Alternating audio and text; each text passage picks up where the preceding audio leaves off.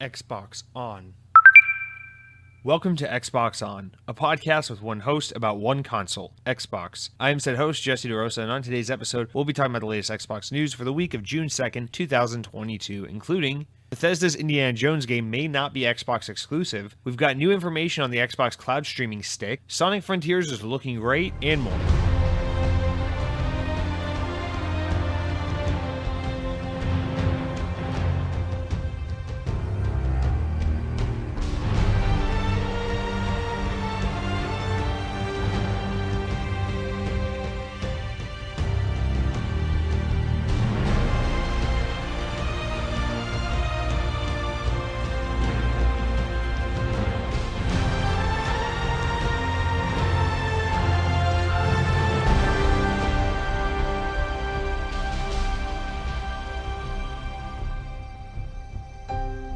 On this day in Xbox history, Battle Paths, released for the Xbox 360 in the UK in the year 2012.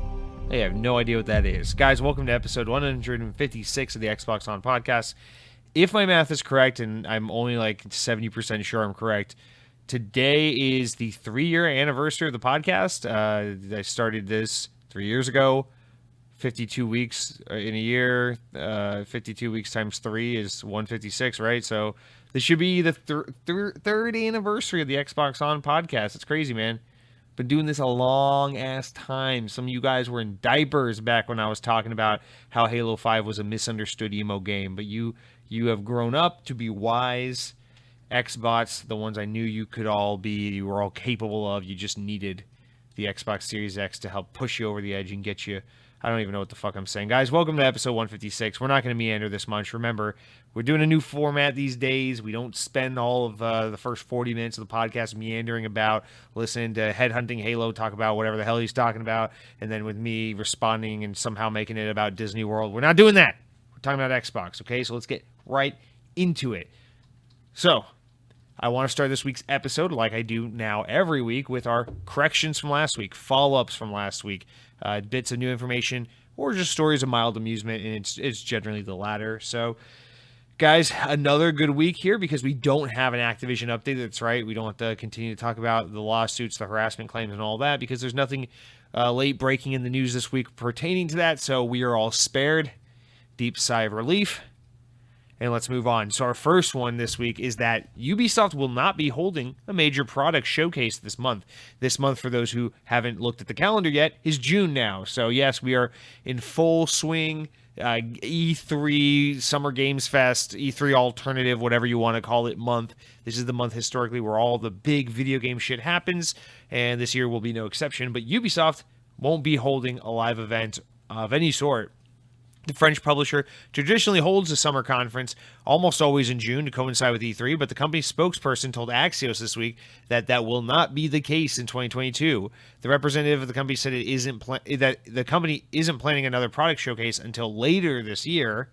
So supposedly, we're getting something from Ubisoft later in the year. Now this is noteworthy to me just because Ubisoft and EA, scratch that. Ubisoft, EA, and then in recent years up until Xbox acquired them, Bethesda, were the three publishers I always associated with. You guys just have a showcase because you can, right? It's just because you want your name to be in the zeitgeist of every E3. You want to make sure the public doesn't forget about you. You guys are so self-important that even though 9 times out of 10 Ubisoft doesn't need a conference, 7 or 8 times out of 10, EA doesn't need a conference, and almost always Bethesda never needed a conference, but they always held one anyway. So this is really interesting because I think most of us would agree that generally Ubisoft doesn't fucking need a conference. Yet 2022 is the year where they finally choose, all right, I guess we don't need a conference. And I mean, it's a little shocking considering that they even said last year that not having E3 and doing their own digital showcase actually drew a higher viewership than being attached to E3. So for that to have been true, and then for them to not be doing anything this year, I mean, we even have confirmation they're not going to be at Summer Games Fest either. Jeff Keighley's game event this June. So for them to have said all of that and for this to be the situation, This, I don't think it bodes well for Ubisoft, and I know it sounds kind of hypocritical because it's like I've probably been begging for like the past decade or so for Ubisoft to stop showing up to E3 to show us the latest and greatest Just Dance game because we just don't give a shit. But for them to now suddenly not be there, on top of all the rumors and such about some weird kind of takeover of the company or some kind of merger or acquisition, on top of this sexual misconduct and harassment claims that they were facing even before everything that happened with Activision, on top of the kind of trouble they're in right now where just all of their games are a little bit underperforming with the exception of like Assassin's Creed, and people are just having some serious Ubisoft fatigue because, well, let's be honest, there's a little bit of an identity crisis going on over there. They fucked up with the whole trying to get involved with that Ubisoft Quartz fucking NFT stuff, and then they basically just announced a slew of the most forgettable milquetoast what the fuck is this kind of free-to-play multiplayer games, some of which even already launched and failed, like we saw with Hyperscape. Ubisoft has not been in the best position lately, and so this, I think this only adds to that narrative. Doesn't bode well for them, but you know, as they say, apparently they're planning something for later this year. So if they can maybe come back in late summer or early fall and have something really meaningful to say and kind of have their own spotlight separate from everybody else trying to hog the spotlight around E3, I think that could go well for them. But for the time being, what's going on, Ubisoft? So did want to just point that out. Now, next up, this is some, depending on how you want to look at it, I think positive news, but VGC reports that the Callisto Protocol, the upcoming horror game from Dead Space creator Glenn Schofield, will no longer be a part of the PUBG universe.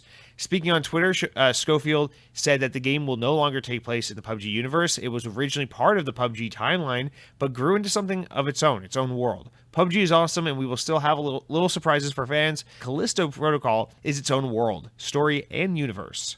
End quote.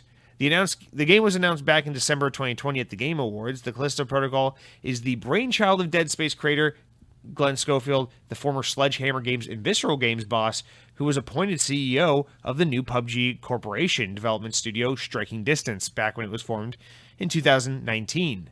So I am of the mind that this is good news.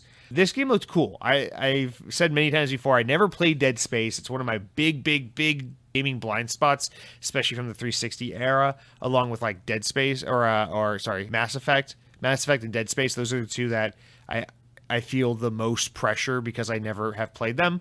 But I've always had an admiration for Dead Space because I've seen enough of it to know it has a very cool tone. It's a very cool concept for a game. I know I would probably like it if I just forced myself to play through them. So with that, the Callisto Protocol has kind of intrigued me ever since it was announced because I was like, oh, well, maybe this will be a way for me to kind of get in on some of this Dead Space action in a more, you know how it goes. Sometimes you're like, oh, well, I missed that game, so maybe the boat sailed. But, a sequel or reboot or some kind of spiritual successor comes along the way, and it feels like a good jumping on point for you.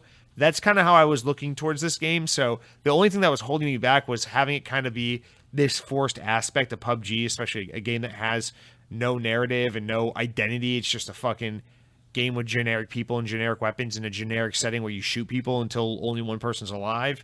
No disrespect to PUBG. It's a fine game. It's an important game if we're talking about the massive popularity of battle royale games, and it's a fun game on its own. I enjoy PUBG just fine, but I don't think PUBG's winning.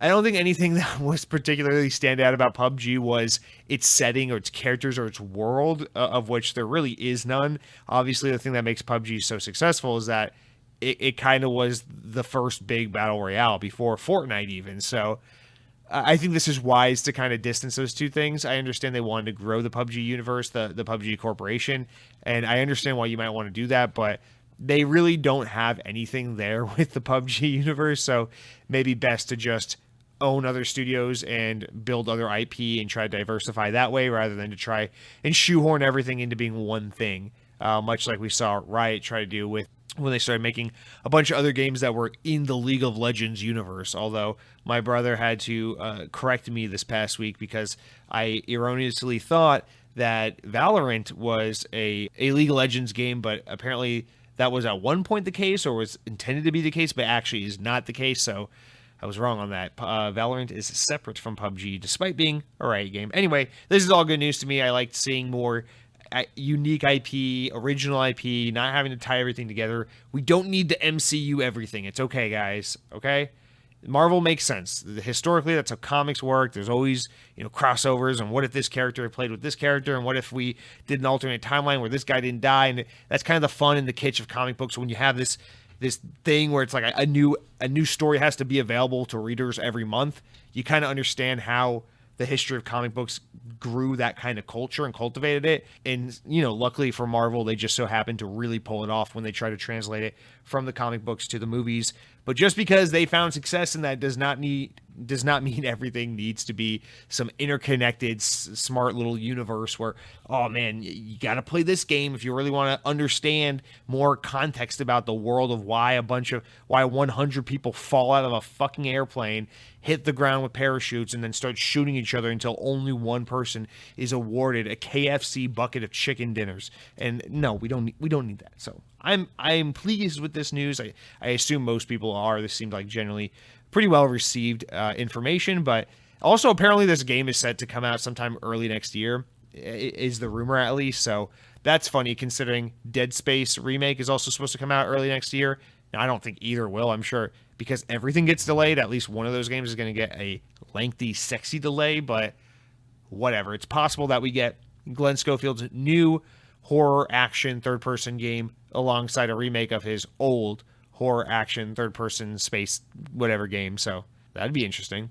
All right, this next one, I feel like normally, knowing this audience and knowing just Xbox fans in general, I feel like this should normally go in the ending segment of stories important enough to make the podcast, but not important enough to warrant their own discussions. But fuck you, it's my podcast, and I love Sonic the Hedgehog, so I put it up here because let me indulge for a second. I'm very excited about this news this week, and I decided we had to put this at the top because this is just the most anticipated video game for me right now that Halo Infinite is out. So, this week, the first proper Sonic Frontiers gameplay was revealed. Following a gameplay teaser trailer earlier in the week published by Sega and IGN, the new video features 7 minutes of the game in action, which is noteworthy because despite the game having been announced for well over a year, we haven't really seen jack shit of this game until now. Sonic Frontiers features an open-world level design, which Sega is referring to as Open Zone, of course a nod to the fact that Sonic levels have always been referred to as zones. Players will battle enemies and explore the Starfall Islands, including forests, waterfalls, deserts, and more. Set to release this holiday for Xbox One, Series X and S, and PC, Sonic Frontiers looks set to be Sega's most ambitious series entry in years. I'm so hyped about this. Now, it's Sonic, so you got to keep in mind, Sonic's a weird thing because it's such an important franchise historically, and it's still, every time a Sonic game comes out, especially a main entry, they always sell very, very well because I think Sonic still really appeals to younger generations of players, younger age game players, whatever you want to say. But the fact of the matter is the respect that Sonic once had in the hardcore gaming industry and with the games media and kind of the people who quote unquote matter when it comes to gaming, I feel like we know that Sonic has severely fallen from grace over the past 20 years. Sonic has been around at this point longer as a franchise that's somewhat of a meme and in a game that people think was never as good as it was made out to be, than it has existed as a gaming franchise that people loved and adored and really thought highly of. So I know those Sega Genesis games, and you could argue up until the Dreamcast era, basically for as long as Sega was still making consoles, that Sonic was seen as a really premium game. It was basically Mario. It was basically Sega's version of Mario, right?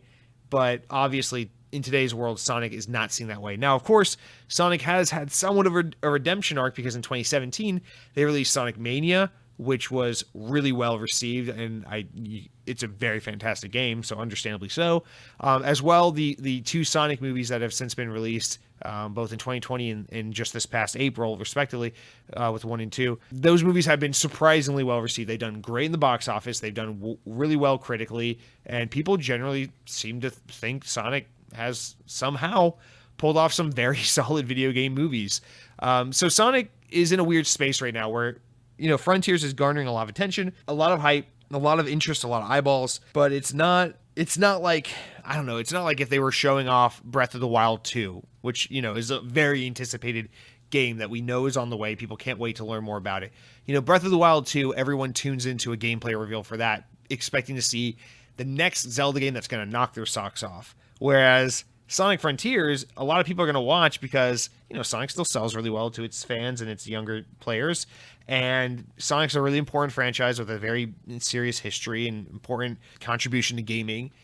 And right now, Sonic has been in the less shitty graces of consumers. But at the end of the day, people come into this expecting to see this game not do well, expecting to see this game be a flop. I mean, you think about the last main entry 3D Sonic game. We had Sonic Forces, which, as a big Sonic fan, I can tell you, Sonic fans fucking hate Sonic Forces. It is definitely one of the weakest Sonic games we've ever gotten, for sure. Now, I am a glutton for punishment, and I have a very big, powerful ability to admire and appreciate and still find things to love in games that are objectively bad. So even though I recognize Sonic Forces is one of the worst Sonic games ever released, I've enjoyed that game quite a bit. I bought it on Xbox and Switch. I've beaten it countless times. I've probably poured 40 to 50 hours in it between both platforms. I really enjoyed Sonic Forces, despite being able to objectively notice that it is not a good game. So for me, I'm just excited because we're getting more Sonic. I love Sonic. But for a lot of other people, I know we're looking at a game that the expectation is it will disappoint. It will be janky. It will control like shit. The story will be cringe. It will be a little bit budgety because Sonic games have been a little bit more on the budgety side. I mean, honestly, the last few Sonic games have been $40 releases.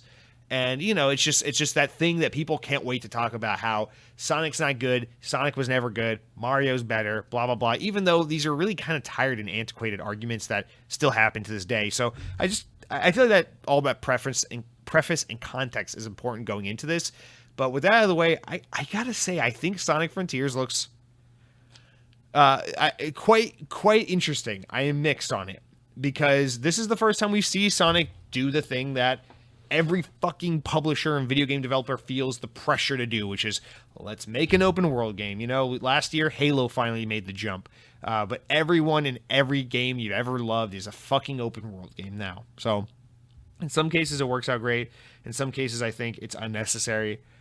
In the case of Sonic Frontiers, this is a to be determined, because I think a lot of people saw this gameplay and thought, what is this? You know, it's cool that as Sonic you could just run around this big open world. You don't have to worry about just falling off cliffs and tight platforming, because that's always been Sonic's weakness in 3D games, is you go too fast, the controls are too slick and slippery, and it's hard to do precise platforming on these tight linear levels. But an open world should address most of that, because now you can just run and have big open empty spaces to do your thing and be Sonic. The problem is, God, I feel like I have so many things to say. The problem is Sonic is, and this has always been my argument for Sonic, Sonic is like 1/3 a platformer game.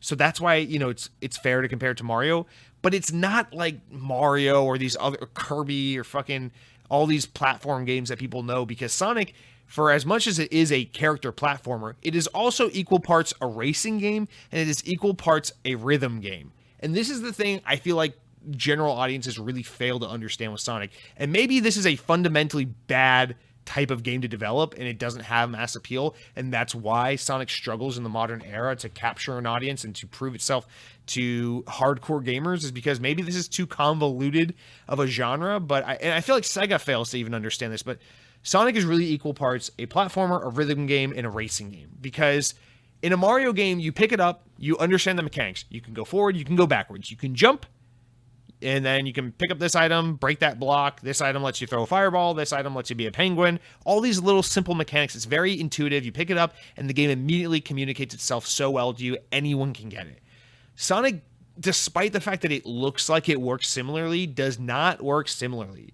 I think Sonic needs more comparisons to games like Guitar Hero, honestly, because you think about a game like Guitar Hero, the first time anyone picked up that game, they sucked at it.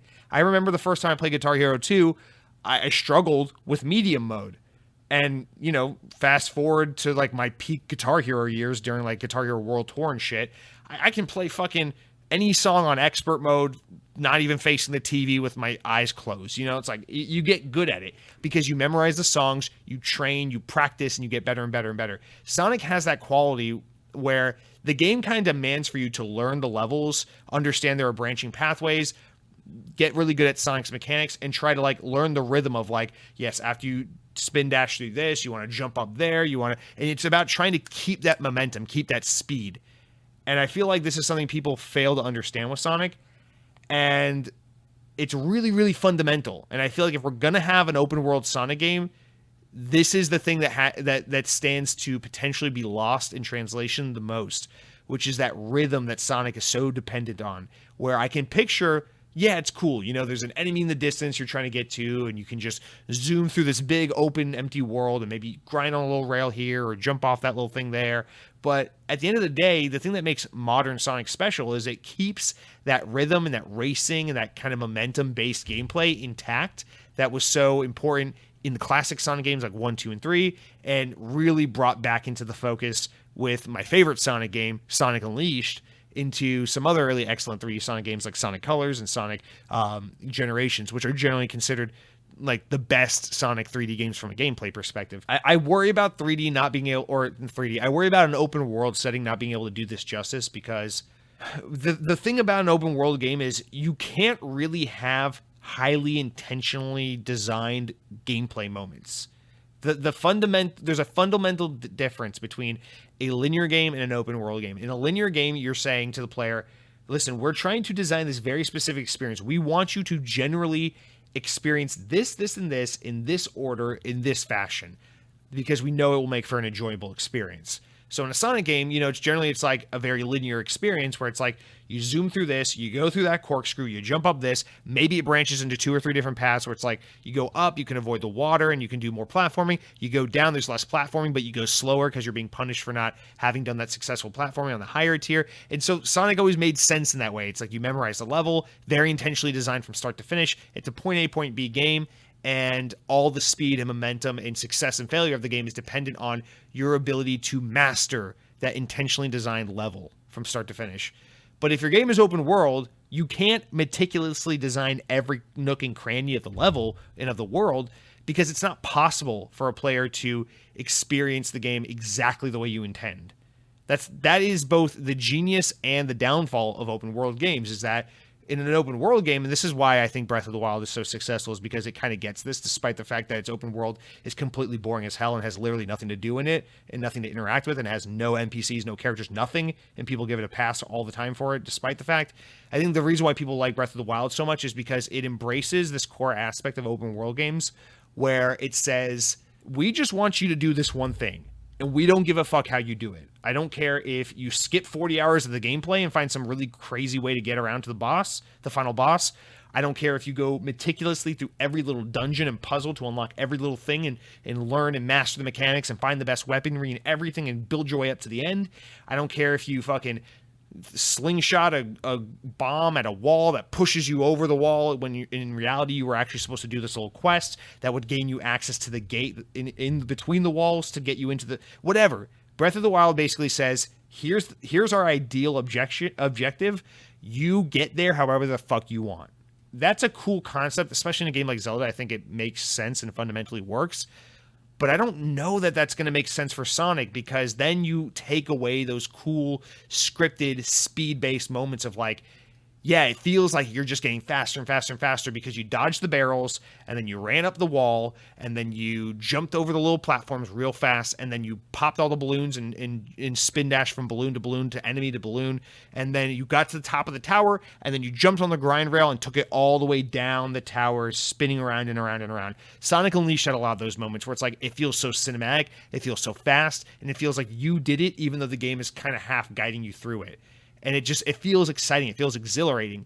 I don't know how you create those moments if the game is open and you can't control how the player gets to where you want to go. So that's my big concern going into this game. I think that's the thing Sega and Sonic Team have to prove, is if they can somehow make something feel fundamentally like a Sonic game and give you that sense of rhythm and speed and that feeling like you're racing against something. You're trying to get from point A to point B in the fastest amount of time possible, in the most stylistic and smooth way possible, but also have, platforming elements. I don't know how you pull that off in an open world, where open world's approach is usually take your time, explore, stroll around. You know, you can't really take your time and stroll around a world you're being asked to run through.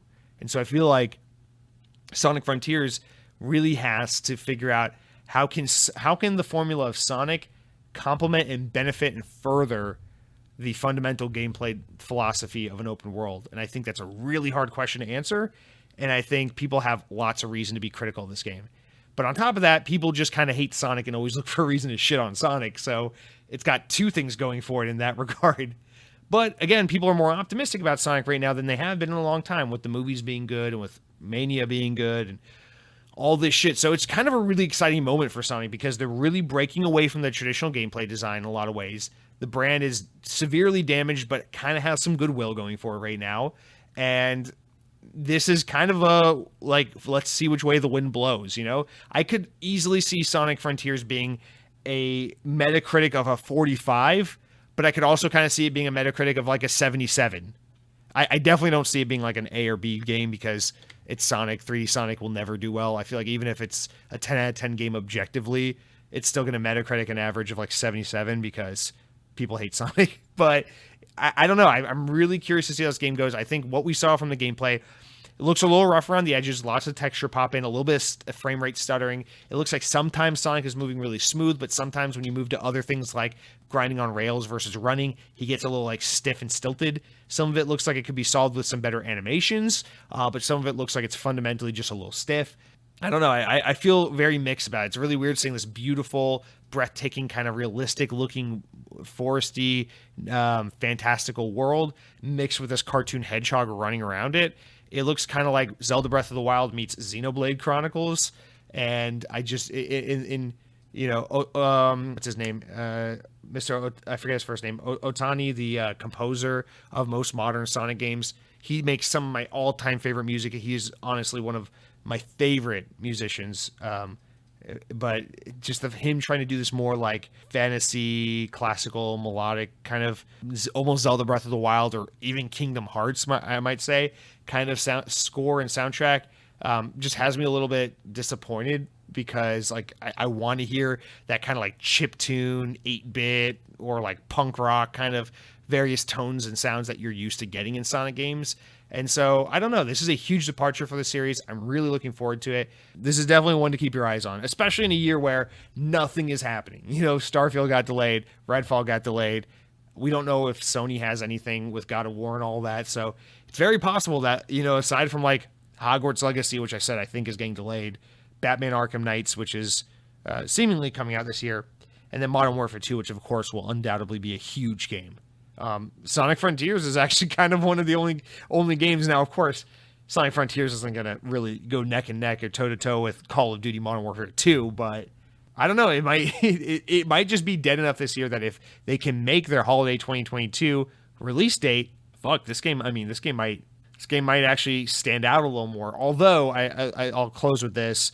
Sega did say that they're really hoping that this will be kind of like the revitalization of 3D Sonic and kind of bring the franchise back to a level of respect and admiration that the franchise once held during the era of like Sonic Adventure 1 and 2 on the Dreamcast and GameCube. I think that's a very, very difficult thing to chase, and it's very unlikely because as a diehard Sonic fan, I will tell you this, Sonic Adventure 1 and 2 are not as good as people say they are. It was a time and place thing. The games have not aged as well as people say they have. I think people are very nostalgic because those games felt very next gen and felt very wacky in 90s, and somehow the stars aligned and everything about that game really meshed with the time period in which they were released. And I don't think they can accomplish that simply by virtue of just trying to really reinvent Sonic. I think that was lightning in a bottle and they can't recapture it in a way. But they are confident, or they say their goal is to make this one of the Sonic games that gets a lot more critical reception and praise, getting a higher Metacritic score, and having more respect and kind of a longevity like the old Sonic Adventure games did. But again, it's like you should have that expectation for every major Sonic game. Like, does that mean when Sonic Forces or Sonic Lost World came out that you thought it was going to be a middle of the road? Like, what does that fucking mean? But I digress. So that's Sonic Frontiers. If you're even remotely interested in Sonic, I highly recommend you check out that 7-minute gameplay video. IGN has exclusive IGN first access to the game all month, so they'll be publishing more and more exposés and editorials and video footage of the game. I'm excited to see what the combat looks like, because from what we saw, it looks like the game is very like light puzzle, lots of exploration, but like a big empty world with not much to do in it. So I'm a little, I'm a little. God, one more thing. I'll just say this. The last thing is, one of the really cool things about what Sonic fans refer to as the Boost era Sonic games, which is Sonic Unleashed, Generations, Forces, and Colors, was the fact that you control the speed with Sonic. It is that you earn boost, and like a racing game, you just kind of add that boost in as you run, as you platform. You can throw more and more boost and go faster and faster and faster, and hold it down and go as fast as possible. But in this, they've relegated the boost to be like a button you press, and it is a one-time, you get a little short boost, initial like jump of movement.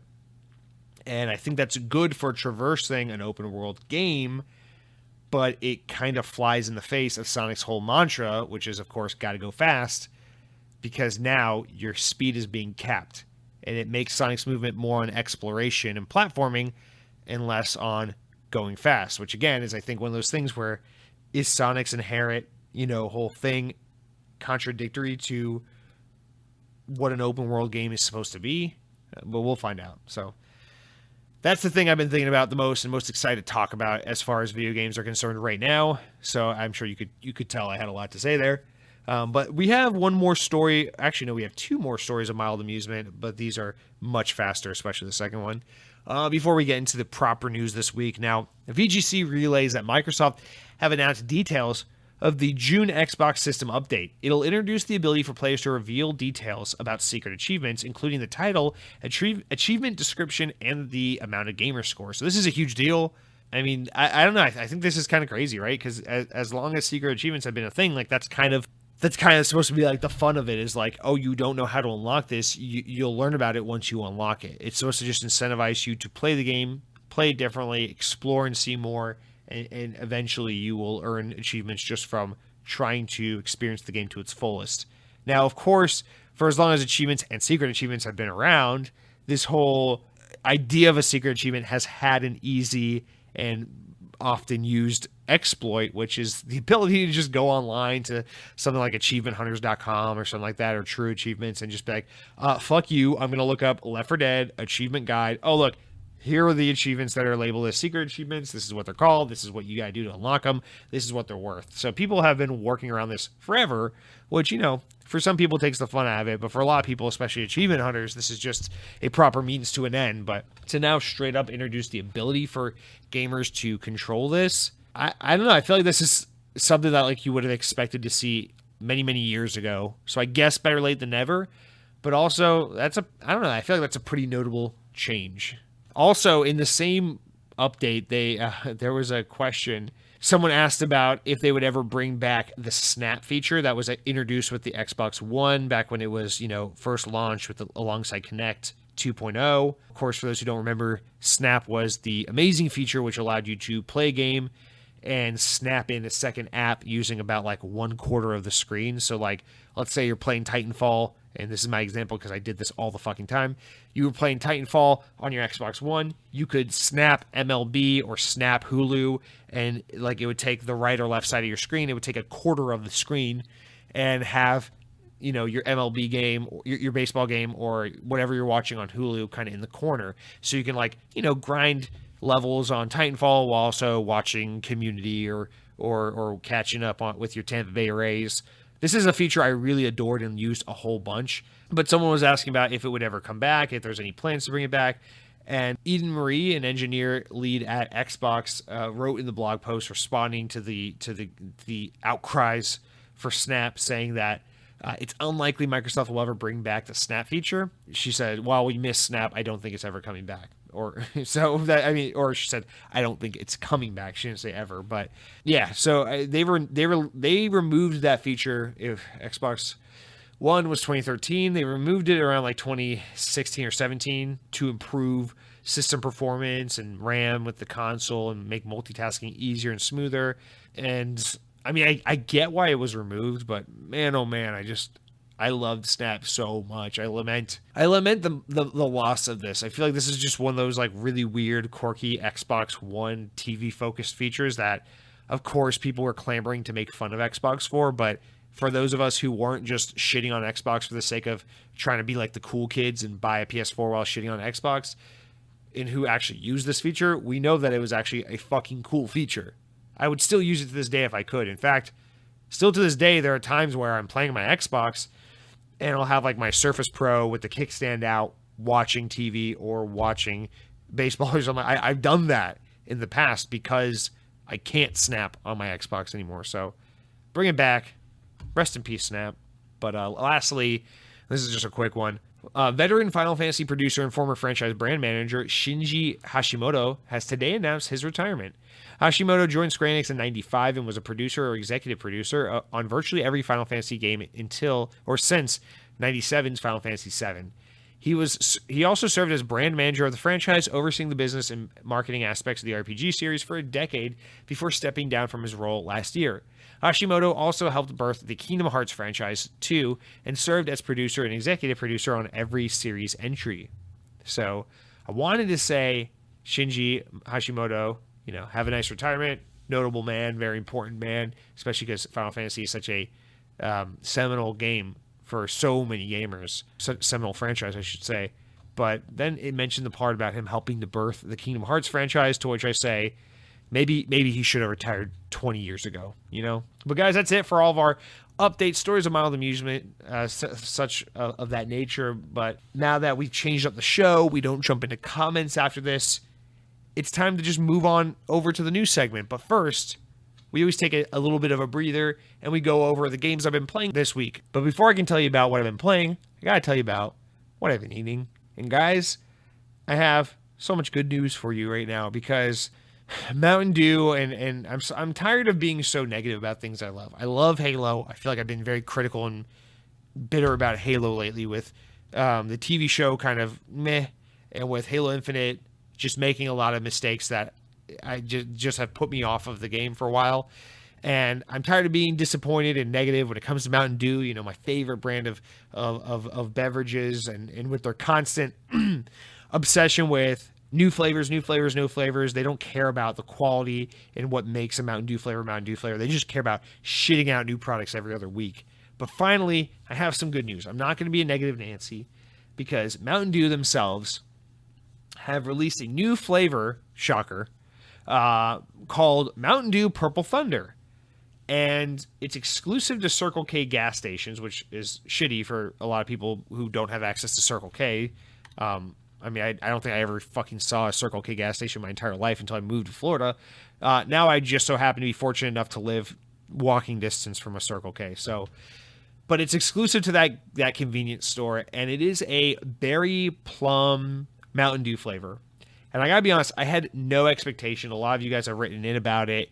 I had no expectation going in because Mountain Dew has disappointed me so severely with its recent flavors. Fucking Flamin' Hot Dew is whatever. It's just a gimmick. The gingerbread flavor they did for Christmas is absolutely disgusting. This fucking raspberry lemonade and watermelon and frosty melon shark flavor and all this stuff they've been doing over the past year. It's like, yeah, it's cool. It's fun. They got cool can art, but none of these flavors tasted like Mountain Dew. They just tasted like Fanta drinks or generic sodas with the Mountain Dew logo on it. I feel like they're watering down the brand and the integrity of Mountain Dew by just shitting out flavor after flavor. Whereas in the past, Mountain Dew used to very deliberately take their time with Mountain Dew and only release a new flavor every now and then. And they'd always make sure it had an authentic Mountain Dew taste, but a really interesting spin on the formula. And it just hasn't been the case in a while. So I'm really happy to report to you guys I've tried Mountain Dew Purple Thunder, and despite going into it expecting absolutely nothing, I expected it to kind of suck because it's purple and I hate grape, and I thought it would maybe be a little bit like a grape flavor. Purple Thunder is the best Mountain Dew we've had, and I'll say probably since Mountain Dew Liberty Brew in 2019, or the first version of Mountain Dew Voodoo, which was released in September of 2019. So it's been a while, probably the first time in about 3 years Mountain Dew has released a really seriously legitimate flavor of Mountain Dew that's worth a damn. Now, one thing to know about this, every Mountain Dew flavor is kind of based on another, they take one of the core flavors and they build off that formula, like Voodoo is based off Whiteout, which is of course the best Mountain Dew. The new Flamin' Hot Dew is based off of Livewire, which is the orange Mountain Dew that's increasingly hard to get now. A lot of Mountain Dew flavors are based off classic Mountain Dew, the yellow one, the greenish yellow one. Mountain Dew Purple Thunder is actually based off Mountain Dew Voltage, which is one of the greatest Mountain Dew flavors of all time. And this basically tastes like that, but with like an enhanced, or not enhanced, but like a different kind of berry profile. And then you get like a kind of plum finish to it. I feel like the finish is a little bit weak on this, but otherwise it tastes like a very fun Voltage alternative flavor. And in fact, I was so pleasantly surprised with this that I went ahead and bought a handful of bottles. This is the first time Mountain Dew's come out with a new flavor in a while where I actually went out and intentionally bought more than just the obligatory I'll try it once bottle. And so I've had this a couple times now in the past week just because I'm just so excited to have a Mountain Dew worth being excited about again. And it's been quite delicious, quite fun. I need to watch it because I am still calorie counting and it's not available in zero sugar. So I definitely need to lay off of it. But guys, if you are like me and you've been a little disappointed in recent history with Mountain Dew's lackluster output, with their approach of quantity over quality, I think Mountain Dew Purple Thunder might pleasantly surprise you.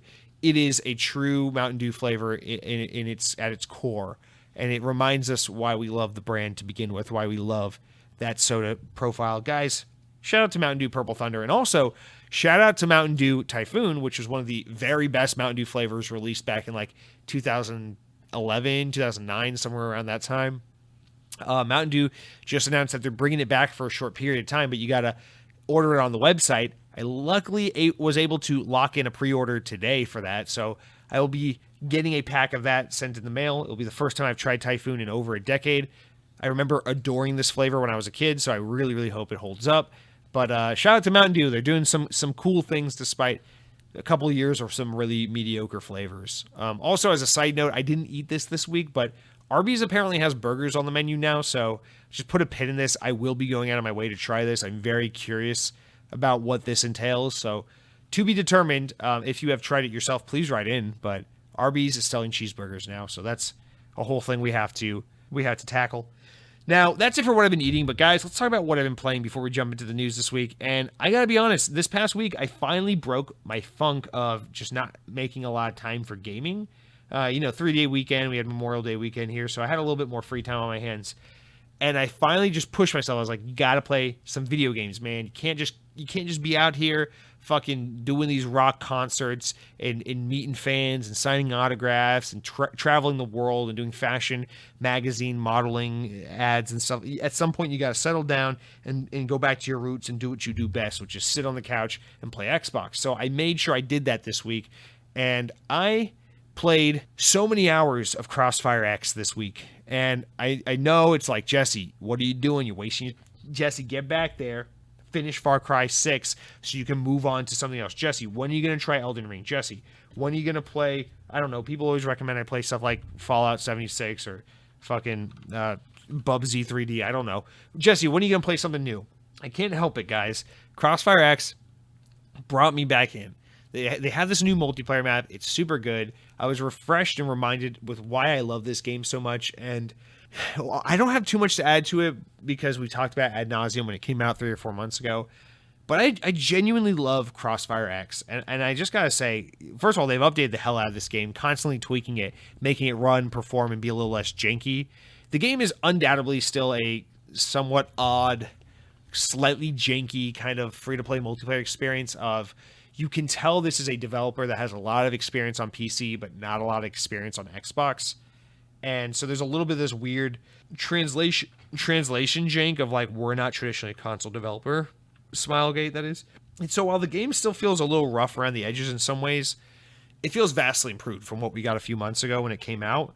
But more importantly to that, I just gotta say, I love this game so much. And it saddens me that we can't have stuff like this more and more these days, because the competition is so fierce in the games industry, especially with more games coming out than ever before. There's always more games coming out than we could ever have reasonable amount of time to tackle.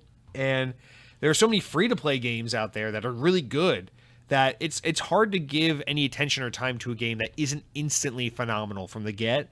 And so I understand these things, but I think Crossfire X was truly done dirty in the end because no disrespect to a lot of really likable games, YouTubers and Xbox commentators who completely lambasted this game. I respect a lot of these people, but I think a lot of people completely missed the point of what Crossfire X is. I think a lot of people jumped in, didn't see that it was just free-to-play Call of Duty made in Asia, and immediately were like, this game sucks. And Cronky and I have this conversation all the time because he likes this game a lot and we play it together a lot. And he puts it best because Cronky is one of those crazy fucking humans who has like thousands of hours poured into like various Counter-Strike games. He plays a lot of CSGO. He's played a lot of Counter-Strike Source back in the day and all that. And he kind of put it best, which is that Crossfire, and this is common knowledge if you're talking about especially original Crossfire, the original free-to-play PC game that, you know, set all of the world minus North America on fire, which is that Crossfire X really is a console version of CSGO. It's like, what if we could take a game like Counter-Strike, make it doable for the console market? Now, I know they put Counter-Strike Go or on like Xbox 360 and PS3 back in the day, and Valve never really supported it, and it kind of went away after a little while. But there's never really been a true Counter-Strike type game available for console. And I feel like with people constantly looking at Crossfire X and being like, oh, this game is shit, go play Battlefield, go play Call of Duty, go play Halo, it's like, you're missing the point. Crossfire X is not that kind of game. And in fact, that's the thing I love about it so much is I'm usually a pretty impatient gamer, which is part of why Call of Duty works for me so much, is because Call of Duty really rewards that I want to play a game with a lot of action, but I don't want to think about it and I don't want to be skilled. I just want to run and gun. And that's Call of Duty's bread and butter. You know, it's like you spawn instantly, you run in, you shoot, maybe you get an instant kill, maybe you get an instant death, but you're right back in the action in less than a second. Crossfire kind of scratches that itch of like, there's no real penalty for dying unless you're playing, of course, Search and Destroy. And spawn times are really, really fast. And the action can be twitchy and fast and fluid like Call of Duty.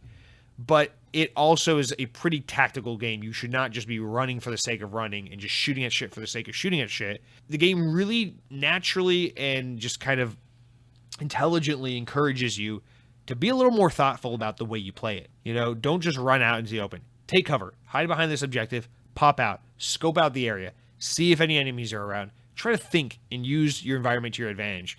And the game has very smart maps, very carefully crafted maps. And people always complain about how the game doesn't have enough maps, but it's like, again, you're missing the point. In games like Call of Duty, they have 16 maps because all the maps are just different settings to justify the same fucking concept of running gun, die, running gun, die, running gun, you know, over and over again. Whereas Crossfire, it's like, no. Every map is like a different mode because you play every map differently. You learn the map. You play to the advantages of the map more so that, and of course you do that in games like Halo and Call of Duty, don't get me wrong, but it's much more deliberate to the point where like the game mode can feel entirely different depending on what map you're playing because you interact with the world differently. The way the teams are split up is entirely conceptualized differently. The game has a lot of PC-centric ideas, PC-centric modes, PC-centric kind of maps and sensibilities to the way you're supposed to approach the game. I feel like it really doesn't resonate with what console gamers have been brought up to understand first-person shooters to be. And by this game just kind of, you know, marketing itself as like a new free-to-play first-person shooter for the Xbox, it kind of did itself dirty, and the world kind of did the game a little dirty by not recognizing and pointing out that this isn't really just another fun free-to-play running gun multiplayer game. This is like trying to do Counter-Strike on Xbox, and it feels fast and fluid and enjoyable and approachable, but it also feels tactical and rewarding. Like the feedback you get from getting a kill in this game is very, very satisfying, and that feeling of like surviving a search and destroy map and planning your objective and holding down your base and all this stuff. Like it's really, really rewarding because it's not like Call of Duty where it's like you're just going to get a cheap death or a cheap kill because the game is predicated on tag, you know, I saw you first, now I win. It's a very much a game of like tactics of like, what weapon do you want to use for this mode in this map? How do you want to approach this objective? How do you, and you think about it a lot more. The game inherently, naturally makes the player want to think a little harder. And I just find, I don't know, I go on and on too much, but I just think Crossfire X is such a good game. And I admire and appreciate, as someone who was a youth during the N64 to OG Xbox, GameCube, PS2 years, I grew up on games that were cheap budget licensed games, or games that were pretty good but were subject to being early 3D games where camera features just weren't really fleshed out properly, and where gameplay was just a little janky and quirky compared to today, where any 3D game is just really polished, really perfect, And so I have a lot of nostalgia and a very high tolerance and appreciation for games that have a little bit of jank, are a little bit imperfect, We talk about Halo, and it's like we complain about like really modern gaming kind of things about like, skill-based matchmaking, or letting console and PC players play together. Is that really fair? These are very like modern things to debate about a video game. But with Crossfire, it's still fundamentally such a good game, but it's got a little bit of like old world jank where it's just like, the aim assist is just a little not there, It's stuff like that, but I don't know. I find it like endearing and enjoyable. And in a way, I play Crossfire, and I'm not like, I love this the same way I love Halo. I play Crossfire, I'm like, I love this game. I recognize a smaller team is working on supporting and developing this game, and I'm rooting for them. I hope this game turns it around. I hope somehow there's some remarketing push for this game later once more content and stuff is out, and that they're able to kind of recapture an audience and maybe find a way for this game to survive. Maybe it has a Rainbow Six Siege moment where it kind of just slowly and quietly grows into its own thing. But the game definitely looks like it is dying, and it just isn't getting attention, and I find that sad because I really love this game quite a lot a bit. So that's what I've been playing this week, guys. But with that all out of the way, longer than usual run up to the news, but we don't have a terribly long news week, although I do say that every time we end up having a 3-hour show, don't I? Let's jump into the news, guys. Okay, so our first and biggest story of the news week, gotta talk about the Bethesda's Indiana Jones game. So, as reported by VGC, Bethesda's upcoming Indiana Jones game, currently in development by Wolfenstein Studio Machine Games, may not be an Xbox exclusive, it has been claimed. Speaking on the Xbox 2 podcast, Windows Central's Jez Corden says, hey Jez, how you doing? We always mention you. Says that he'd heard about a year ago that the game would not be exclusive to Xbox, despite being developed by now Microsoft-owned Machine Games. While discussing the game, Corden's co-host Randall Thor, I guess it's Randall. I know his name is Randall, but I guess he's just, I don't know. He's a prominent person. I've just only ever seen him on Twitter, so I don't know. Anyway, while discussing the game, Corden's co-host Randall Thor said, "We don't know if it's exclusive," to which Corden replies, "It isn't." He goes on, "The only information I've heard is that Indiana Jones is that it wasn't exclusive, but that was a long time ago. Maybe something has changed. Machine Games' Indiana Jones, which was announced early last year, is being worked on in collaboration with a newly reformed Lucas Games. Executive produced by Elder Scrolls and Fallout director Todd Howard, the Indiana Jones game will tell a wholly original standalone tale set at the height of the career of the famed adventurer," Bethesda said. Quote, "It'll be some time before we have more to reveal, but we're very excited to share the news," the company added at the time of the announcement. So this is quite confusing. I feel like this is such a weird, hard spot to be in, right? As a fan of video games, I don't wish for anything to be exclusive. I think if this game ends up being multi-platform, that is great for gamers. I want more people in more places to be able to enjoy more games. I don't want to exclude people. I think this is a really, really, really toxic and shitty and childish place for people to come from in the console wars, where people are like, "Oh man, our game's exclusive, suck it, PlayStation," or PlayStation fans are like, "Bet you wish you had cool exclusives like we do, you stupid Xbox, fuck you." But obviously the traditional conventional wisdom in the console gaming space says that exclusive games are what sell your console. If Call of Duty is available on Xbox and PlayStation, no one gives a shit which console's which. They just want the thing to play Call of Duty on. But if Xbox has Halo and PlayStation has Uncharted, and they both have Call of Duty, and you want to play all these games, now you got to decide, well, which one do I like more, Uncharted or Halo? And so conventional wisdom says that console exclusives are how you sell your console. It's how you sell. It makes sense, right? We are starting to see more and more a world where console exclusive matters less, or at least in the traditional way in which we've known it. You think about PlayStation right now with their really heavy emphasis and move into games as a service, where basically we now know that Sony bought Bungie, the Destiny developer Bungie, with the intention of not fucking around with Destiny, leaving Destiny alone, and saying, "Listen, we're just looking to learn from you guys on your expertise on games as a service type games." And I'm willing to bet you a lot of these Sony games that are games as a service will probably end up on Xbox. And I use Sony as the example, not Xbox, because obviously in the modern era, we're pretty used to an Xbox that plays nice. An Xbox that was pretty eager to get into cross-platform. An Xbox that was pretty cool with keeping Minecraft on PlayStation as far back as 2014 when they first acquired Mojang. We're used to a pretty friendly Microsoft. They've had a really good relationship with Nintendo in recent years. They've been really PC-centric over the past decade or so, and they even play nice with PlayStation a little bit more and more these days. But PlayStation's always been kind of the barometer for me because they've been the most fuck you closed off. I don't count Nintendo because their hardware couldn't run a fucking Game Boy port at this point.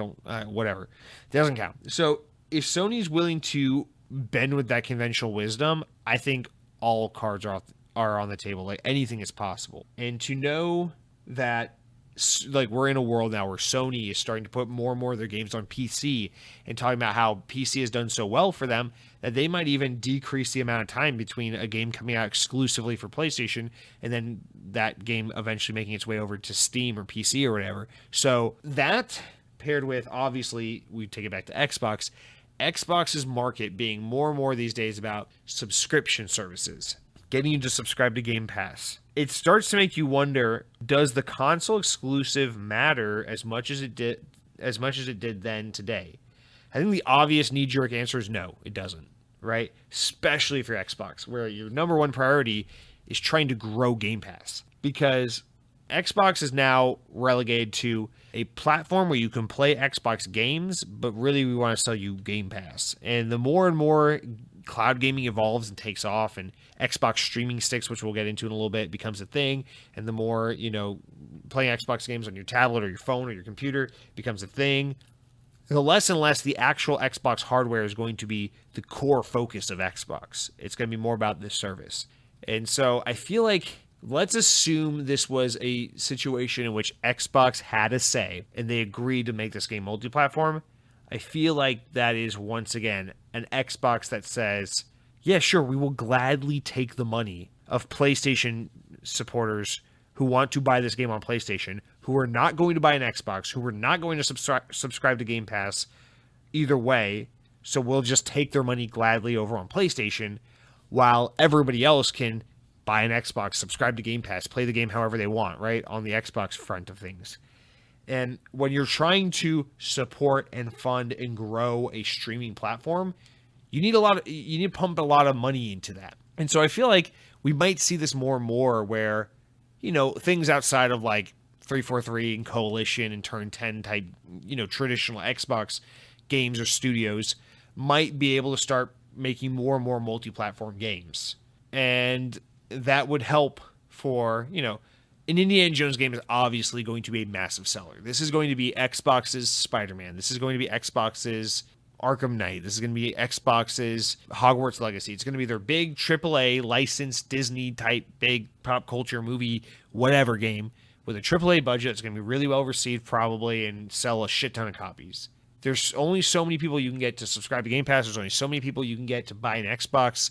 Considering this is going to be a Game Pass game, you might as well just try and profit somewhat off of PlayStation. The other thing is, it's quite possible this game was inked and signed and the deal was made. And in fact, we know it's probably likely the case that this was all happening before Xbox properly owned Bethesda. So this could have been a requirement from Disney, is like, hey, this game has to be multi-platform. We're not licensing out something as big as Indiana Jones to a publisher who's going to limit the number of platforms it could be on. Because if Xbox says, oh, if we make Indiana Jones, it has to be exclusive. Or if PlayStation says, oh, if we make Indiana Jones, it has to be exclusive. Why would Disney not just be like, well, fuck you, we'll take it to EA or Activision or Ubisoft because they'll put it on every platform.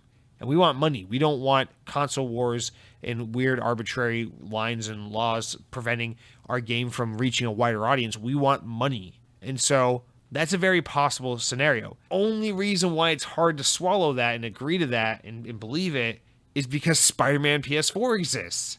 Because that is a Marvel game, which is a Disney game, which means someone over on that side of things agreed to let PlayStation make a Spider-Man game that would not be available to Nintendo players, not be available to Xbox players.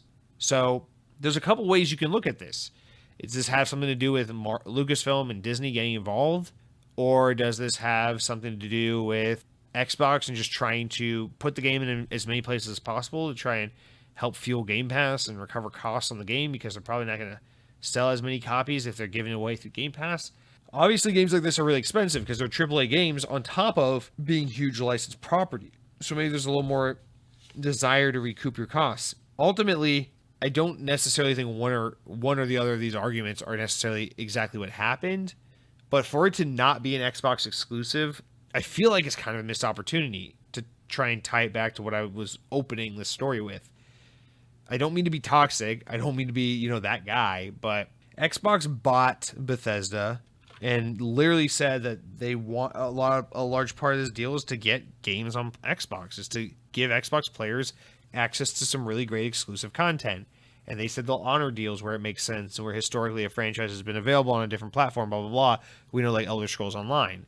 But we haven't had an Indiana Jones game in so goddamn long, and it's never been made by Machine Games, published by Bethesda, who's owned by Microsoft. This is all new territory. There's no precedent for this. And so, Jez even mentions he heard a long time ago it was not exclusive and it might be multi-platform. My guess is that, this is just my guess, having to pick one of these options that I've laid out here. My guess is that he heard a long time ago about this game back when it was in early conversations between Bethesda and maybe Disney or Lucasfilm. And originally the idea was this would be a game for all platforms, but since has folded under the umbrella of Bethesda being owned by Microsoft, and now things have been retalked to make this an exclusive game. Because I feel like if Disney is concerned about not making enough money and wanting this to be everywhere, Microsoft could easily be like, name your fucking price. Because if you're Microsoft right now, you got to be kicking yourself, as we learned last week, over passing up the opportunity to have the Marvel license. Also, if you're Xbox, you got to be clamoring at the opportunity to have your version of Spider-Man PS4, your version of like a Batman Arkham game. You want that exclusive, big Hollywood movie blockbuster IP that you can slap onto one of your exclusive games and be like, yeah, I know you guys love Indiana Jones. That shit's only on Xbox. You need something like that. So I feel like it is a bad business decision, a huge missed opportunity for Xbox if they're not trying everything in their power to lock this in as a console exclusive.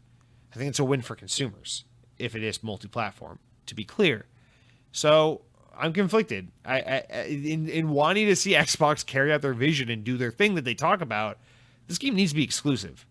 But as someone who just wants to see people not be locked out of cool games, cool. It might be multi-platform. That's awesome.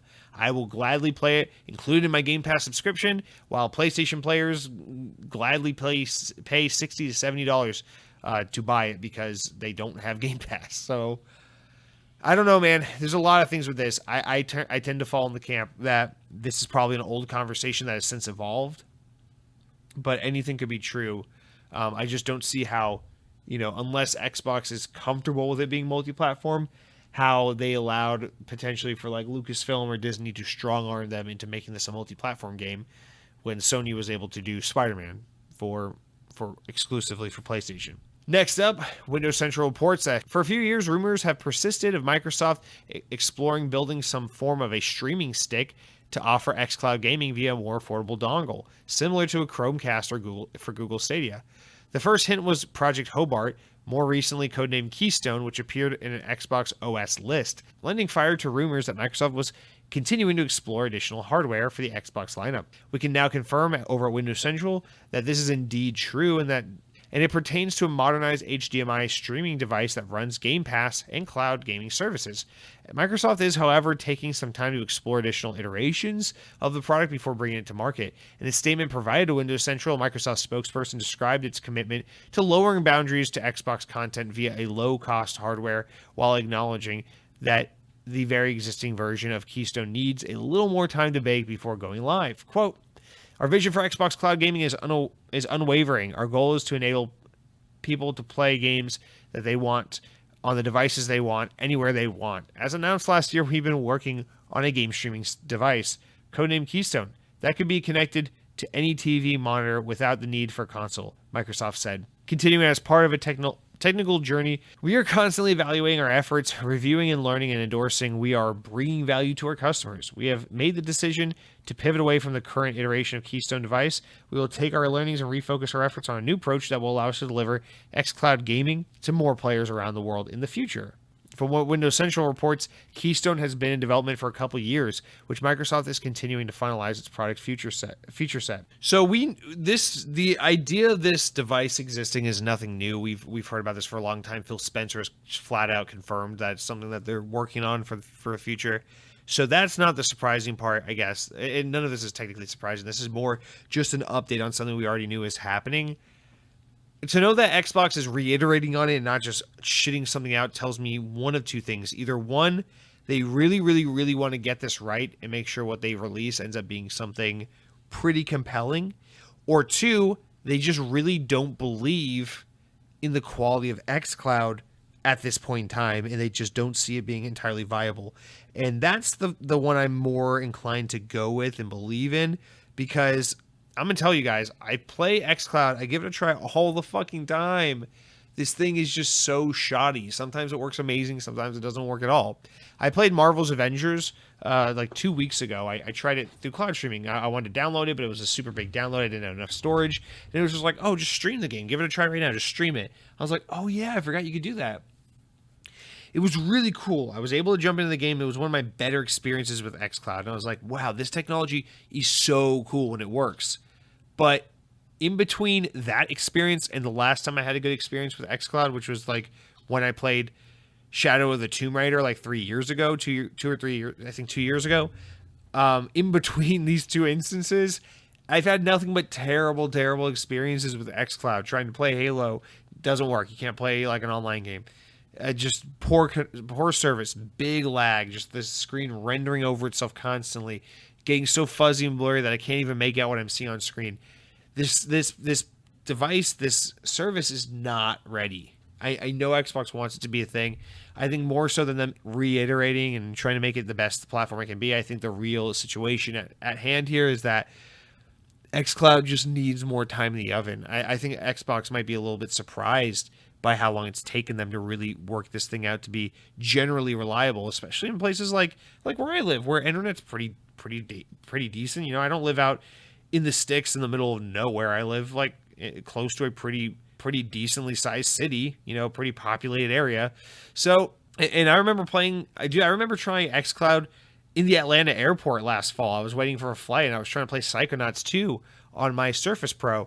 And I just remember struggling so much, even in the airport. I'm like, what the, like, the airport Wi-Fi should be great. Like, I'm in Atlanta. It's a massive tech hub for the Southeast United States. Like, I should be having a flawless experience with xCloud right now. No, it was rough as shit. And, you know, I've tried everything from my work Wi-Fi to the airport to my home Wi-Fi, and just I've had such varying experiences, and it's usually pretty negative. So my guess is that obviously this idea is not going anywhere. It's a great idea. It's a really probably important thing for Microsoft, but they just want to make sure xCloud is ready and properly baked and good to go, because this is a stick you'll be able to market towards a very, very mainstream, or not mainstream, but yeah, a very general consumer kind of base. And you want to sell probably like an $80 or $90 box, like somewhere between $80 and $100, a box that includes this dongle and an Xbox controller. You want to be able to put it on store shelves and sell it to anyone and everyone and be like, pop this sucker in your TV, subscribe to Game Pass, and you basically have the best of Xbox for $100, you know? I assume this is a thing Xbox wants to do in the future, right? They're not going to get there if they release a dongle like this now in the current state of xCloud. So it's going to take some time to get better and better, but it's cool to see that they're still really trying to kick this up. Now, I assume when you boot this thing up, it probably is just some stripped down version of the Xbox dashboard. It will probably look and operate kind of like the Xbox dashboard, but it will be bare bones. This thing is mostly just connecting to a server and playing Xbox games. But it's cool because this is also another way for Xbox to try and dominate the living room in its traditional sense, because you can get all your streaming apps like Netflix and Spotify and Hulu and Disney Plus all into this stick as well for people who, for whatever reason, don't have smart TVs today. That's another way to just get Xbox to be the center of the living room, which was the original vision and purpose of Xbox. So great idea. I just think it's not ready for the market, and I think Microsoft is realizing that, despite the fact that I'm pretty sure they expected by now it would have been better off. So there's that. I don't have much more to say about that other than, this is an important key factor in Xbox's vision of we want to put games everywhere and empower as many players as possible on more platforms. But I think their idea is still platforms where Game Pass exists. So this might even play into our old story we just talked about, our last story about Indiana Jones, where the intention, I think, is to try and get xCloud, get Game Pass onto as many platforms as possible. Phones, tablets, computers, streaming sticks, Xboxes, PCs, you name it. And then to put all these games everywhere, because as long as you have access to xCloud and Game Pass, good for you, And eventually the idea is to try and maybe work Game Pass onto PlayStation and work Game Pass onto Switch, even if it's a different version of it to some extent, because you want your service everywhere. That is what you're selling more than anything. And that's probably why they shouldn't put Indiana Jones on PlayStation, is because later on down the road, you want to use that, put it into Game Pass, and try to get that onto PlayStation. But I think we're very far away from that happening. All right, our next story. Here's some breaking news about Star Wars Jedi, the next entry in the series. Following this month's speculation, Electronic Arts have officially announced that Star Wars Jedi Survivor will, with a new teaser trailer. This is the new sequel to Jedi Fallen Order, which was released in 2019, due for release in 2023 for Xbox Series consoles and PC. Jedi Survivor is a sequel to developer Respawn's Jedi Fallen Order. It picks up 5 years after the events of the first game. Accompanied by his trusty sidekick BD-1, protagonist Cal Kestis, one of the last remaining Jedi in the galaxy, must acquire new skills and grow his connection with the Force to stay one step ahead the Empire's constant pursuit. Fallen Order's game director Stig Asmussen, who was God of War 3's creative director at Sony Santa Monica before joining Respawn, is again leading development of the sequel, saying, quote, "Even before completing the first game, our team had a vision of how to carry out the adventure for Cal and BD and the crew into a sequel. For Jedi Survivor, we're working in lockstep with Lucasfilm Gaming to build the legacy of Jedi Fallen Order, while we're also leveraging advanced technology to create a more dynamic Jedi combat and cinematic storytelling experience to expand Cal's story as he matures and survives during the dark times. We can't wait to share more later." So this has been rumored for a while that this game is set for 2023 and that it was titled Jedi Survivor, Star Wars Jedi Survivor. So this is really more confirmation than it is reveal. But nonetheless, good to have that, because especially when you look over at EA, we don't really have a comprehensive slate of what's going on over there. We know now they have Jedi Survivor. We know, of course, they always have Madden and FIFA. We know that they have the Dead Space remake on the way. But other than that, it's just this vague notion that, yeah, there will be another Dragon Age and Mass Effect maybe someday, somehow. It's just like, oh yeah, Skate 4, it's in development, kind of, fuck you. So this is helpful because this kind of helps more than, I don't have much to say about this. I liked the first Star Wars Jedi game. I will play the sequel. Cool.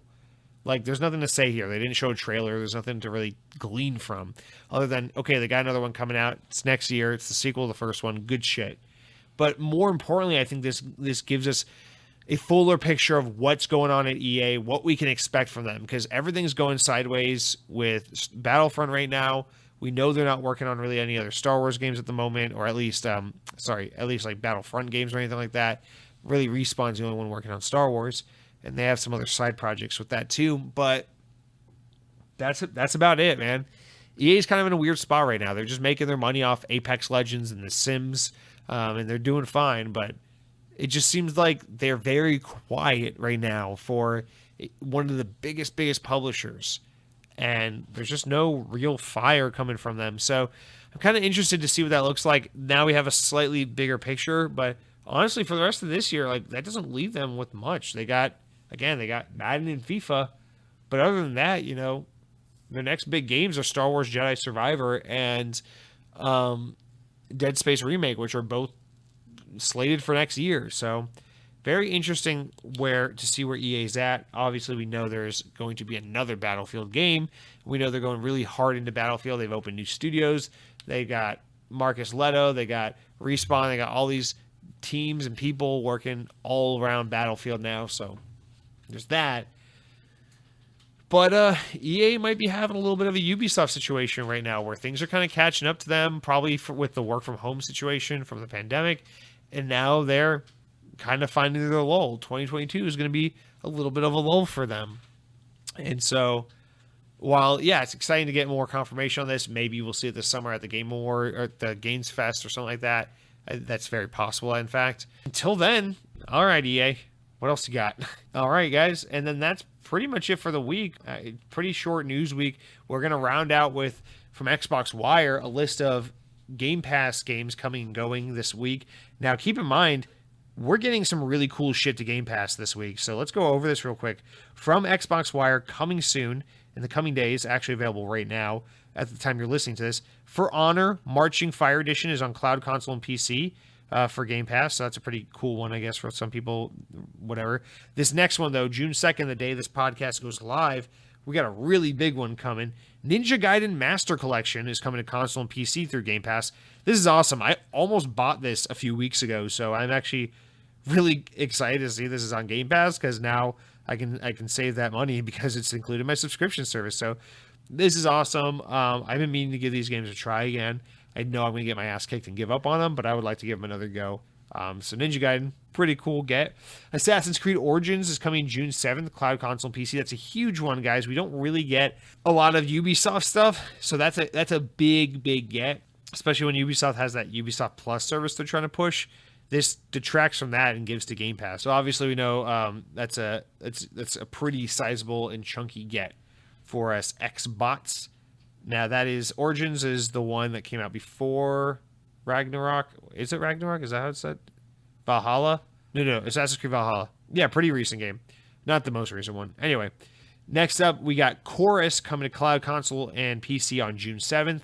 Chorus, for those who don't know, is like this dogfighting space shooter. I've been very interested to try this game. This is another game I almost bought. I put it in my wish list, and I was waiting for a time where I was really itching to try something new, but had nothing in my backlog that was interesting me. Another game I was actually planning on buying in the near future, and here it is on Game Pass. So that's awesome. I'll have to give this one a try as well. That game looks very, very cool. Disc Room, cloud, console, and PC, June 7th. And then finally on June 7th, Space Lines from the Far Out comes to console and PC through ID at Xbox. So tons of really good shit coming to Game Pass, especially, special shout outs, Chorus, Assassin's Creed Origins, and Ninja Gaiden Master Collection. Some really heavy shit.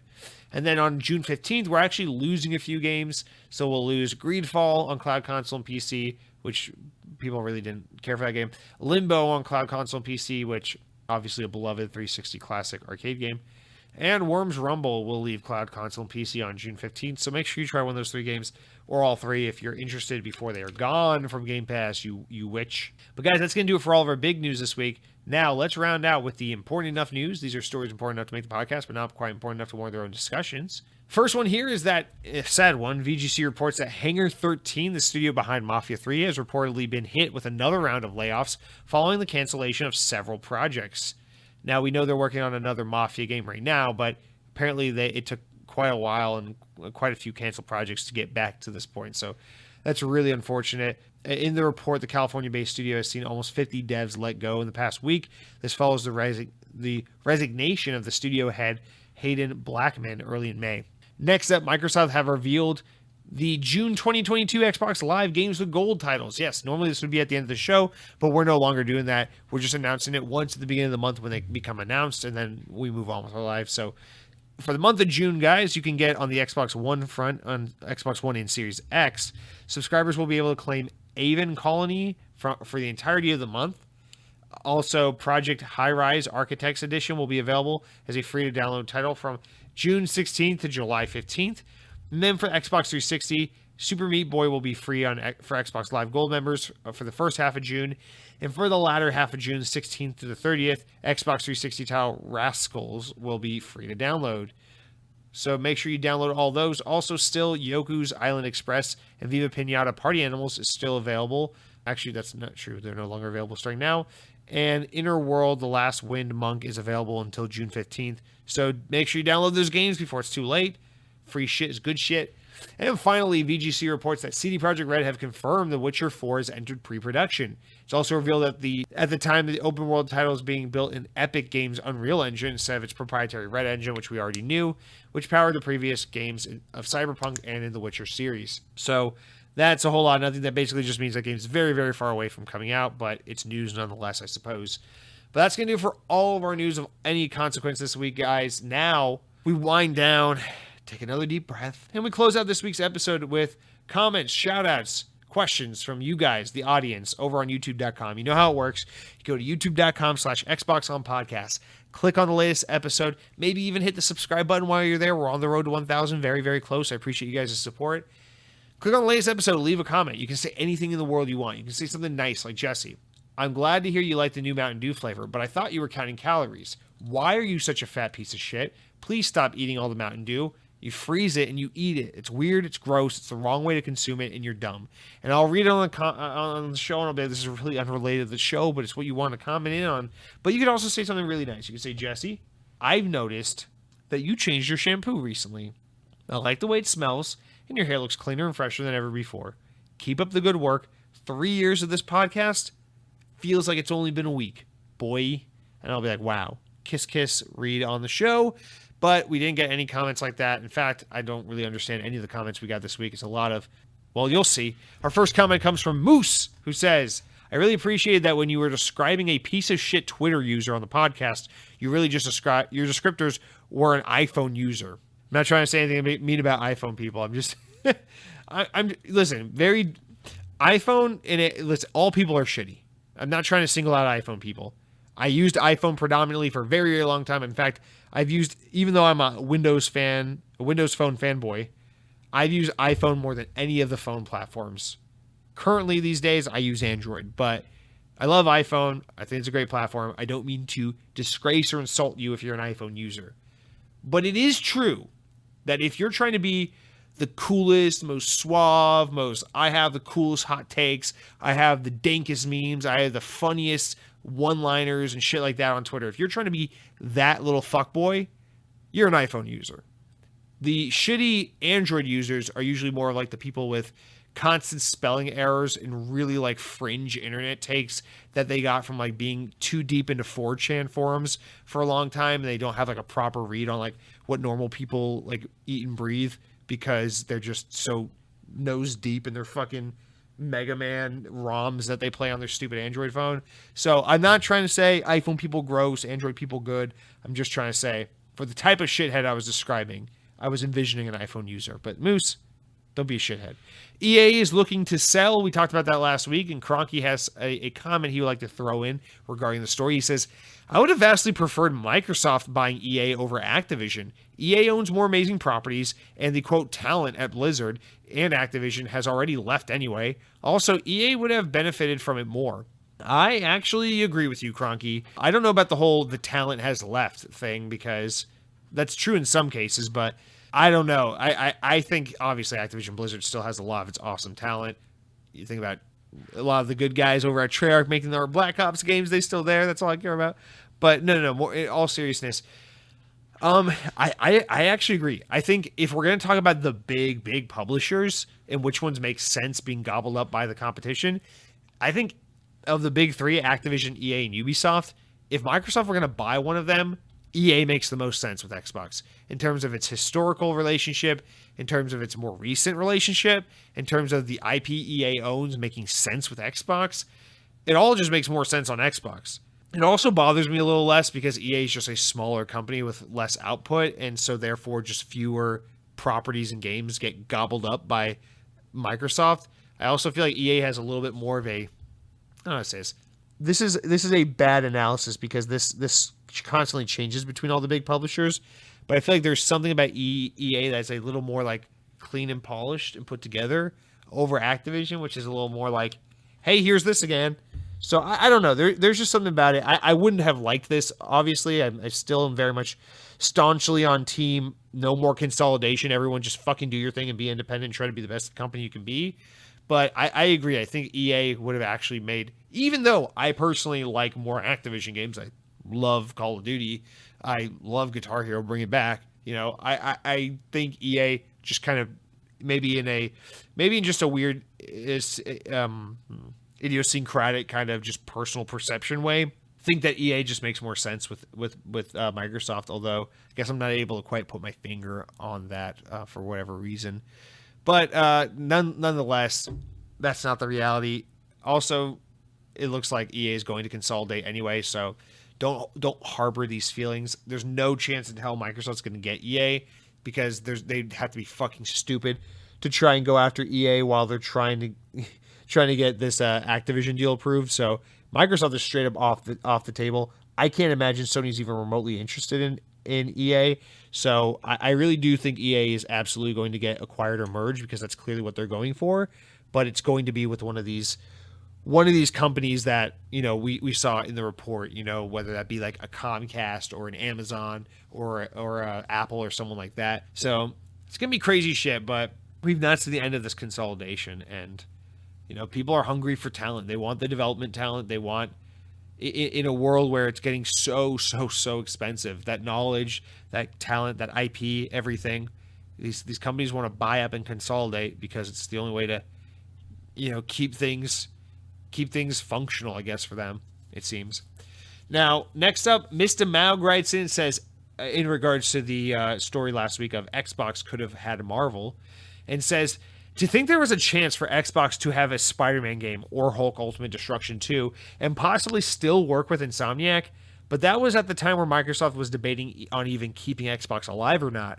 Good job on the weight loss, Jesse. Just don't starve yourself. Okay. First of all, don't say good job on the weight loss, because the past month or two I've kind of stopped doing a good job on that. Ever since I had that little 2-night staycation, I stopped being a good boy. But I'm getting back at it. I went to the gym for 2 hours last night, so good on me. And just to clarify, I'm not one of those douchebags. It's like I'm pumping weight at the gym. I watch YouTube videos while I walk on the treadmill. It's not that impressive. Anyway, yeah, to speak to this, I gotta be honest, man. I know the reports and the rumors and the insiders were all saying back in 2014, Microsoft was considering just selling off the Xbox brand. They wanted to get out of gaming altogether. Even back then and to this day, I do not believe that. I know people are like, oh, well, we have proof that was a thing. I don't believe that was a thing. I really don't think that was something Xbox or Microsoft were seriously considering doing. And I don't think there was ever a really serious chance of that happening. Because at the same time they were thinking of selling off Xbox, that was the same time they had just launched the Xbox Series X with the Xbox One, which they had to support. And it was the same time that they just appointed Phil Spencer as head of Xbox. So they had made some pretty big commitments around that same time for the Xbox brand. I think there were a lot of decisions they were walking back and insecurities about the brand and questions they had for how to handle things going forward. But I kind of reject that rumor and that long reported conjecture that Microsoft was thinking about getting rid of Xbox. I know that was the very end of the Steve Ballmer intro into the Satya Nadella days. I know, but I just can't imagine Xbox or Microsoft were stupid enough in those days to have not seen the value that the video games industry provides to the tech industry as a whole, and into especially as we move into a world where companies are obsessed with social spaces. Obviously, in today's world, it makes more sense than ever before. I don't think Microsoft would even remotely considering I don't think modern Microsoft would even remotely for a second consider getting rid of Xbox in a world where everyone's jumping after the metaverse and work from home. And we see the way that gaming is so fundamental to building virtual spaces, cultivating and building online ecosystems and social spaces and interactivity across, different destinations and places. I don't know. I still find it hard to believe that no one at Xbox who is a real decision maker was smart enough to be like, no. You hang on to Xbox. That's important. But whatever. I don't know. Agree to disagree. Rebecca Don't writes in, following up about her request last week for me to try some Australian treats, and says, hey, my last name's pronounced Don't. So close enough. Well, I'm sorry, Rebecca. I suck at pronouncing. I suck at pronunciating. I suck at pronouncing words. So please don't take offense, but I appreciate it. You say, so let's talk Aussie snacks. Shapes. Okay, so you're listing out some Australian snacks that you recommend I try. Now, for the flow and convenience of the show, I've pulled up pictures on Bing image search for some of these treats just to get some context. You say, the first one you said, try Shapes, either barbecue or pizza flavor, Twisties, and Tim Tams. I'm not sure what it's like in the States, but as someone who works in a gaming store, Xboxes are seen less than PlayStation 5s. Is it the same over there? Pre-orders are dropping every 4 to 6 weeks for PS5s, and Xboxes are even longer wait times of almost 8 weeks.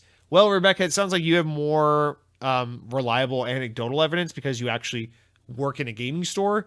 I don't work in a store like that, so I can't say off of that kind of experience. And personally, I just don't pay too close of attention because I have no interest in buying a PS5 right now, and I was fortunate enough to get my hands on a Series X, so I don't look as often as I, obviously see the conversation surrounding the availability of these platforms constantly on the internet.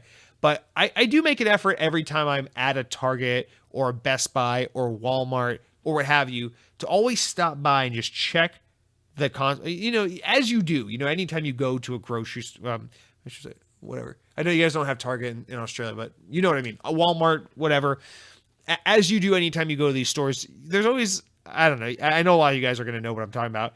There's always that itch to kind of wander over to the games aisle, even though it's like, yes, I buy all my games digital, so I don't need fucking the video game aisle of the store.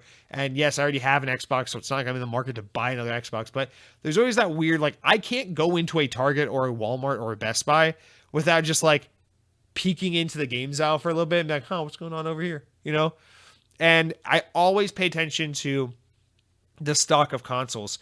And it was very different a year ago, but these days I usually see any PlayStation is sold out. I've never seen a PlayStation 5 in stock at a store ever, not once in my life. And then Xbox Series X is always sold out. I've never seen a Series X in stock ever. Xbox Series S I see all the time. It's not like every time I go to the store I see it, but it's more often than not when I go to the store I see a Series S available. And then Nintendo Switch, I never see the regular Switch, but I always see... Actually, that's not true. I always find the Animal Crossing Switch or the Switch, the little portable one that doesn't dock or do any of the Switch features. So I always find those two available. But long story short, in my anecdotal experience, it seems like PlayStations are generally harder to get. But also, keep in mind, I think unless I'm mistaken, the Australian market, they have a higher IQ because Xbox, if I'm not mistaken, is actually the more popular brand in Australia over PlayStation. Whereas in the US, I mean, obviously the US is a huge market for Xbox. Microsoft, American company, home market, Xbox. But PlayStation is also a really huge brand in the US as well. So where I live, I know it's pretty neck and neck, although it seemed the past 10 years or so like PlayStation's the reigning champ. But it's a little more evenly split here with the PlayStation Xbox fans. But no, I've never seen a PS5 in stores. Now, back to the more important part of your comment when you talk about these various Australian snacks. I looked them up. I have some images here so I can kind of go off of them. Now, let's start with shapes. You said shapes. You said start with the barbecue or the pizza. I have never once in my life heard of shapes. These look like a couple of things we have here in the States. There are these things called chicken biscuits. I think it's kind of an obscure snack here. It's not a really common treat, but you can find them in American grocery stores. They're kind of like garlic herb flavored crackers. They're not really all that amusing, but I remember having those ones as a kid. These shapes kind of remind me of that a little bit. They also kind of look like Triscuits. They also kind of look like Cheez-Its. They also kind of look like Wheat Thins a little bit. They look like a lot of snacks, but some kind of cheesy flavored cracker snack. That's fine. I've never seen these before. I don't know if you could get them here. I've certainly maybe just got to look into how to acquire them, but man, they just look like some form of Cheez-Its to me. I would 100% try one. Now, I do have to say, they have a lamb and rosemary flavor, they have a meat pie flavor, and they have a flavor that's just called savory, whatever the fuck that means. But yeah, I see pizza, I see barbecue, they have Vegemite.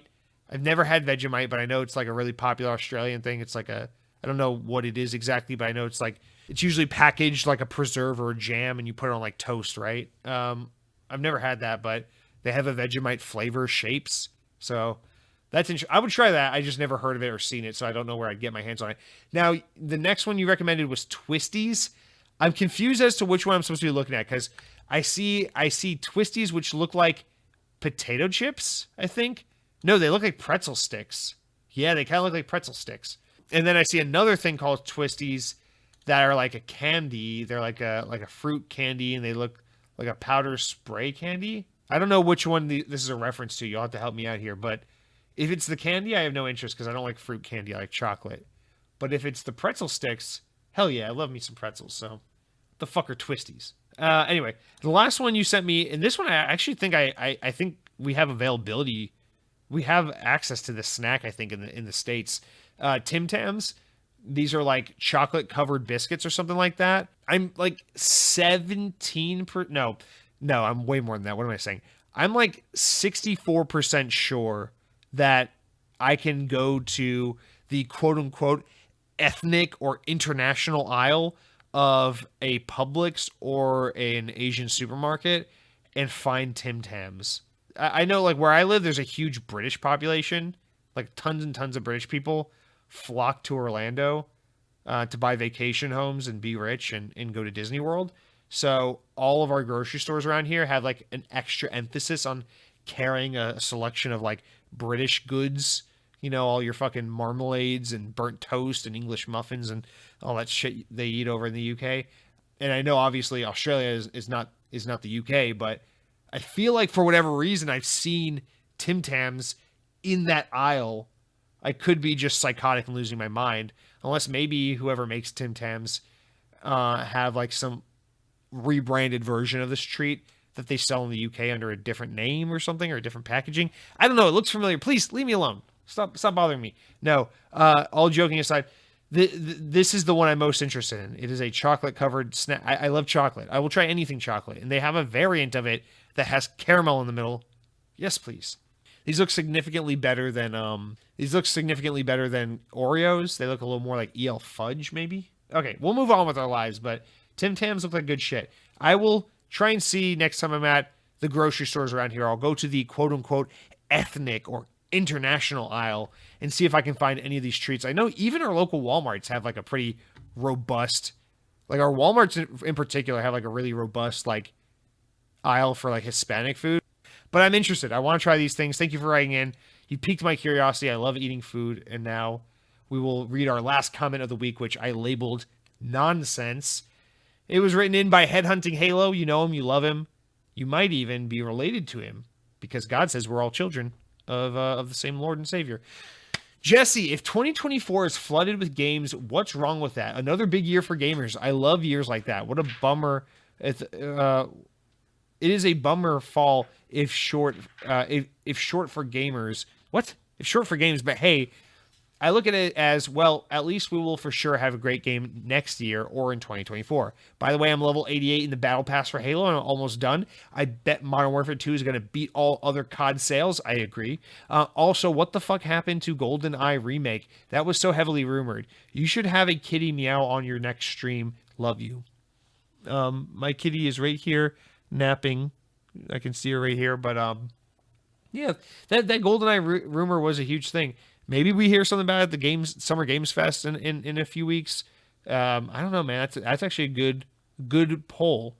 But no, we've heard nothing about it. And I assume we'll hear nothing about it until either one, it gets officially revealed, or two, Jez Corden decides to give us some juicy deets, or someone like that, someone of his ilk, someone of his kind. Yeah, man. I have nothing wrong with. I have nothing against a busy year for gaming with tons of awesome games coming out. Obviously, that's great. I know there are people who are always looking forward to what's next. I'm just saying, for someone like me, it can be quite overwhelming when like 7 good games come out in a short succession, because you have that arbitrary need to keep up with the Joneses and play all the latest and greatest games. But when you have a slow year, it's kind of nice because it gives you the opportunity to kind of catch up on some stuff. But I will end with this. I agree with your assessment of Modern Warfare 2. Modern Warfare 2019 is the best-selling Call of Duty of all time, and I think Modern Warfare 2 will certainly top that. So, good call there. But that's going to do it for all of our comments, our shout-outs, our replies for this week. Remember, for next week, do not be shy. Reply.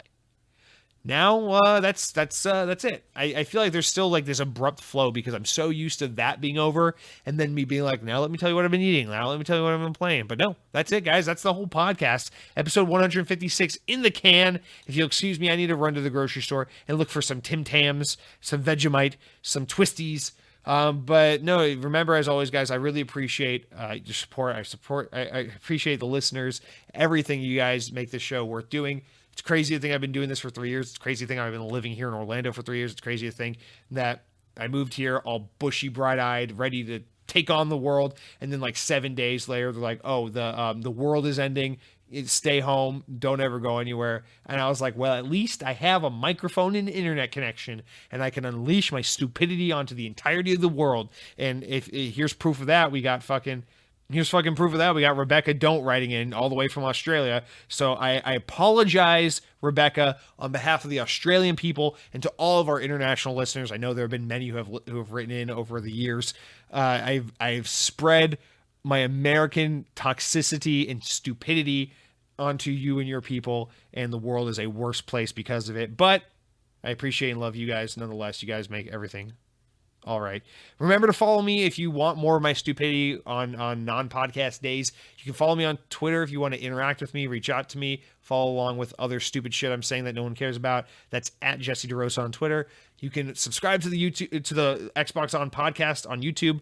I have another YouTube channel where I make videos that I'm really, really behind on right now called Lightning McStream. Lightning McStream also happens to be the name of my Twitch channel, twitch.tv/Lightning McStream, where we're live every single Monday at 8 p.m. Eastern Time. This week we played a lot of Crossfire. Last week we played Tron 2.0. We usually play a lot of Halo or Call of Duty Zombies, but we're always playing something fun. We're always having ridiculous, stupid conversations. But guys, that's it. I'm winding down. I'm tuning out. I'm going to edit the show. I'm going to upload it and hopefully bless your timelines with it tomorrow. So until next week, guys, take care. Be safe. Have a great week. Empower your dreams.